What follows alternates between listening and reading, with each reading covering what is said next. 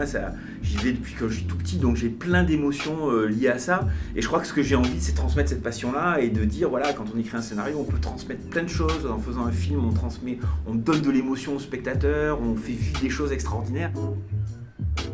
Je m'appelle Loïc Nikolov, je suis scénariste et réalisateur. J'écris pour la télévision, pour le cinéma et pour la bande dessinée. Depuis que je suis gamin, je suis fasciné par le cinéma, mais sans trop savoir comment y arriver. Et ma vraie passion, c'est de raconter des histoires. Donc moi, j'ai pas fait d'école de cinéma. J'ai une maîtrise d'informatique de gestion, donc rien à voir. Mais la passion, mais les opportunités, les rencontres. Et j'ai eu quelques fois un peu de chance. J'ai gagné un concours il y a en 98, un concours d'écriture de scénario qui m'a permis de rencontrer du monde et de rentrer un peu dans le métier. Donc j'ai appris vraiment sur le tas, en écrivant dans mon coin, en faisant lire, en réalisant une vingtaine de courts-métrages. D'abord autoproduits, puis au fur et à mesure de mieux en mieux produits.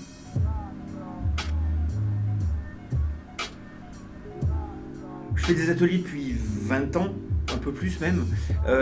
Et ce qui m'a motivé depuis le début, ce qui continue à me motiver, c'est que les enfants, les adolescents, même les adultes sont abreuvés d'histoires, d'images, etc.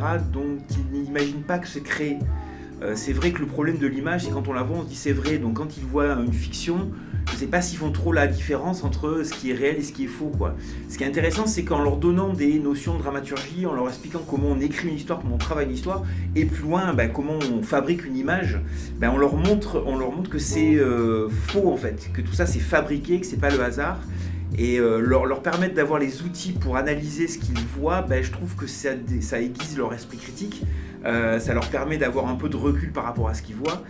Donc leur donner une notion de dramaturgie, leur dire que c'est une histoire, ça se fabrique, ça se travaille, c'est de l'énergie, ça leur donne une notion un peu de ce que c'est la création et je pense que c'est indispensable, surtout dans nos sociétés où on est saturé d'images.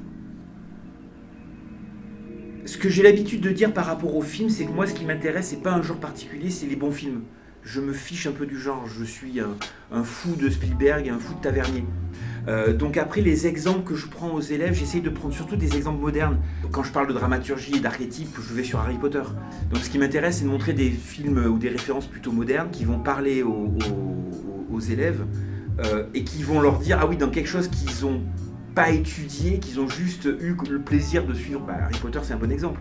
Ils sont passionnés pour Harry Potter sans penser à quelconque dramaturgie, de leur dire, ah mais justement, ça fonctionne Harry Potter parce qu'il y a tel archétype qui est utilisé, le mentor, le trickster, les alliés, les opposants, enfin tout ça, c'est dans n'importe quelle histoire.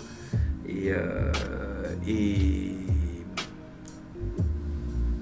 pareil, c'est un peu leur dire, voilà, c'est comme Monsieur Jourdain qui faisait de la prose sans savoir, c'est qu'ils se connaissent tous les trucs de narration, ils les connaissent parce qu'ils ont vu des milliers de films, mais c'est juste leur dire, voilà, ça justement, ça c'est un truc de scénariste et c'est quelque chose de construit, c'est pas juste quelque chose qui vient d'inspiration en fait.